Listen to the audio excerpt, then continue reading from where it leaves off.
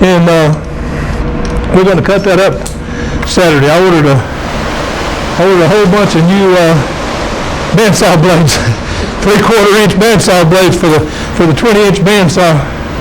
Well, I knew we were going to be needing some, so we're meeting down there to divide up the walnut Saturday. Well, it's not divided up. We're going to make it up into blanks.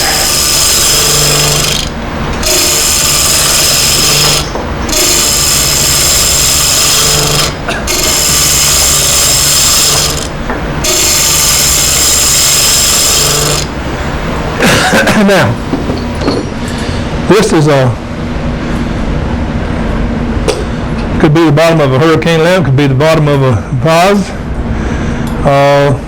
could make it into a lot of things.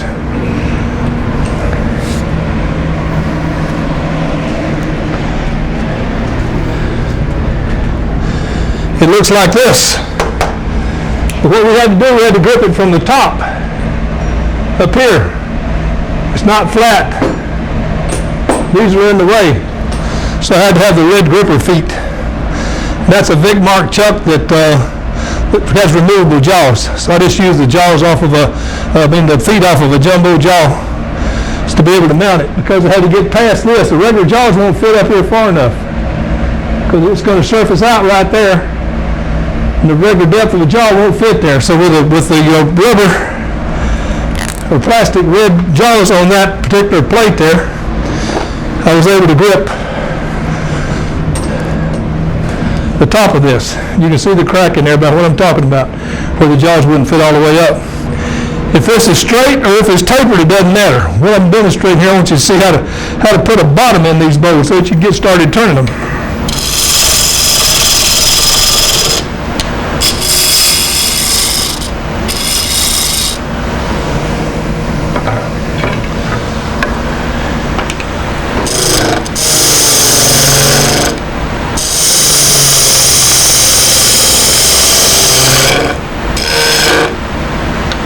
Flatten out the inside a little bit. Run this up the side at the same angle as the side is across it, just to make a round. Now I've kind of determined where my outside is going to be down here at the bottom.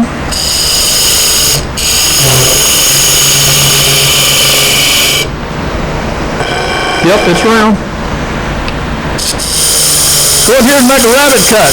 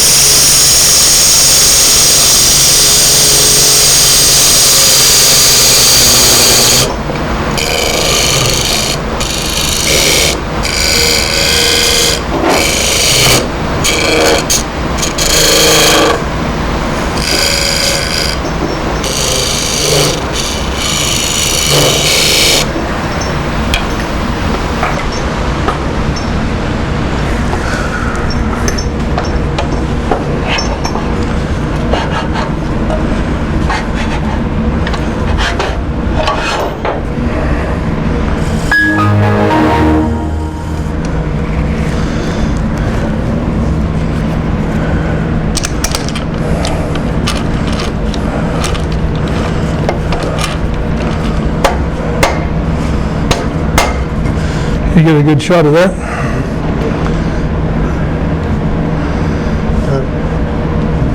Okay, with that, there was a walnut circle too. Did you see it somewhere? You took it down to that walnut circle? Oh, well, you still have it. Yeah. Is it here? Yeah, covered up. Nope. Right here. Got it? Okay. It's a little bigger, isn't it? I don't know if this will fit. This is not going to fit in here. I got the other chart. Oh, you got it already? Okay. God, good man. Oops. Got to have the pen again.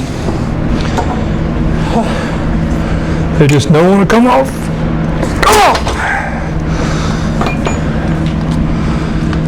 What it's doing, it's coming loose where the adapter fits on instead of off the shaft. Up, up, up. It's all right, no problem.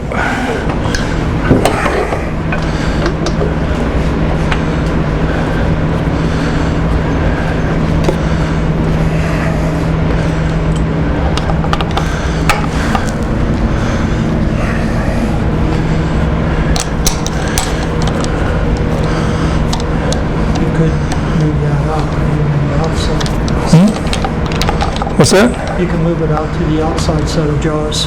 Oh, yeah, okay, I got you. I didn't realize what set you'd give me there.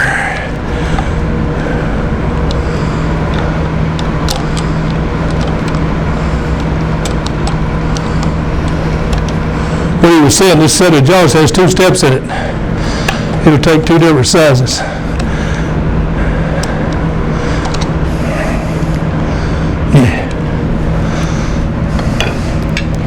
Ooh, getting close.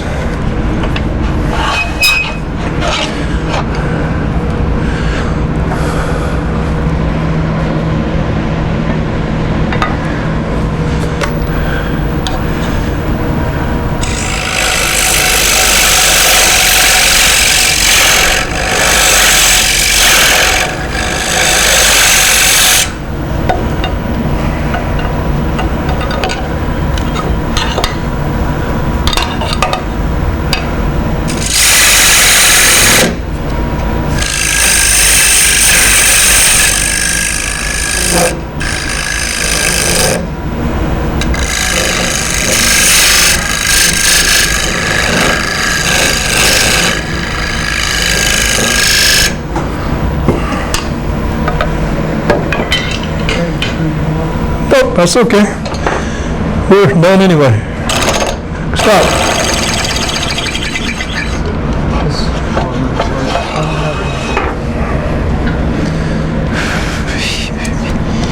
We're okay.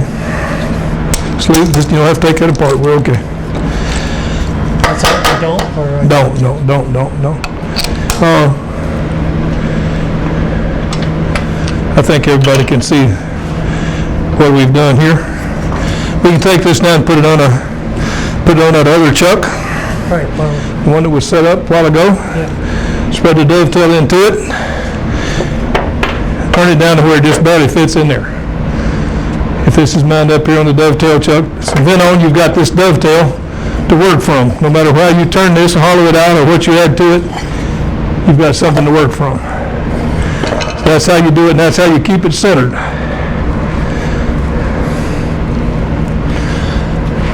There you go. But I wanted you to see how that's done. That's the way you put the bottom in any of those bowls or boxes or anything that's turned. I want to talk about this for a second.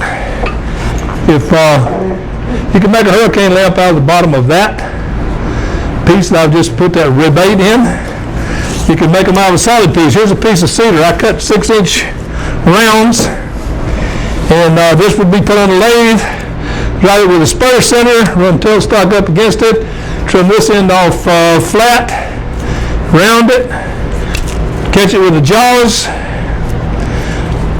finish turn it round, shape it up. Here's a piece, these segments. Got plywood on the top and the bottom. This is hollow. Those blocks are only about that deep. That would glue on top of that. And then this orange one with the orange chocolate and the black marks in it could go on top of that. These are projects that we do in my classes at John C. Campbell. Then this hurricane lamp cup would fit down inside there and put a globe on it, and you got a nice hurricane lamp. So you can use the solid, careful, use the solid pieces, or you can cut, use something like that that's glued up. If there's anything else I want to show you. Showed you the jaws, the ornaments, that's pretty much it. Any questions? You said you're going to talk about the finish. Oh, finish, yeah, let me talk about that. I don't get into finishing really complicated finish because mostly I work with beginners at John C. Campbell. So I try to take the easy route. And I hate finishing. I'm going to be honest with you. I hate finishing. So what I do, I use the spray lacquers. I like that spray lacquer that comes in the black can from Craft Supplies, the wood turning store. It's really nice. But what it is, it's quick, drying spray lacquer.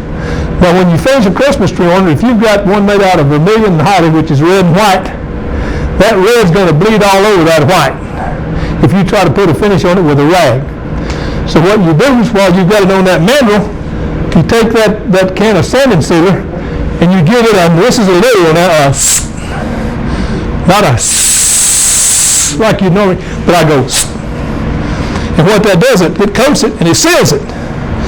You wait about 2 or 3 minutes and it's fast drying. I've got the dust collector sitting right there, just pulling air all across it. So then I'll hit it again, just with another short blast, and I'm sealing it. If I touch it with a rag, if I touch it with anything, that red will bleed right over into the white and ruin the whole thing.